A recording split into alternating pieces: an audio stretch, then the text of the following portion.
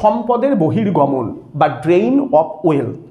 আমাদের বাড়িতে যেমন পয়ঃ প্রণালীর জল বার করে দেওয়ার জন্য নালা বা নর্দমা, যাকে আমরা ইংরেজিতে ড্রেন বলি, থাকে, ঠিক তেমনি ব্রিটিশ ঔপনিবেশিক অর্থনীতির চরিত্রই ছিল খানিকটা ড্রেন ধরনের, অর্থাৎ নালা নর্দমার মতো।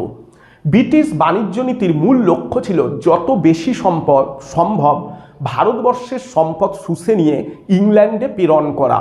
তবে এটা কিভাবে ঘটত না, 1765 খ্রিস্টাব্দে ব্রিটিশ ইস্ট ইন্ডিয়া কোম্পানি বাংলার দেয়ানি লাভ করে এবং এই দেয়ানির টাকায় তারা কাঁচামাল কিনে ইংল্যান্ডের কারখানাগুলিতে পাঠাতে থাকে এবং ইংল্যান্ডের কারখানায় ওই কাঁচামালগুলিকে ব্যবহার করে যে শিল্প পণ্য উৎপাদন করা হতো সেই পণ্যগুলিকে আবার ভারতে জাহাজে করে নিয়ে এসে ভারতের বাজারে বিক্রি করা হতে থাকে এবং যে ব্যাপক মুনাফা হয়, অর্থাৎ ভারতবর্ষের রাজস্বের টাকায় কাঁচামাল কিনে সেগুলিকে শিল্পজাত পণ্যে পরিণত করে সেগুলিকে বিক্রি করার মধ্য দিয়ে যে ব্যাপক মুনাফা ব্রিটিশ কোম্পানি লাভ করতে থাকে, সেগুলিকে বুলিয়ানের আকারে ইংল্যান্ডে পাঠিয়ে দেয়।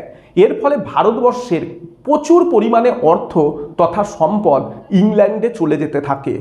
একেই অর্থনীতিবিদরা ড্রেইন অফ ওয়েলথ বা সম্পদের বহির্গমন বলে উল্লেখ করেছেন।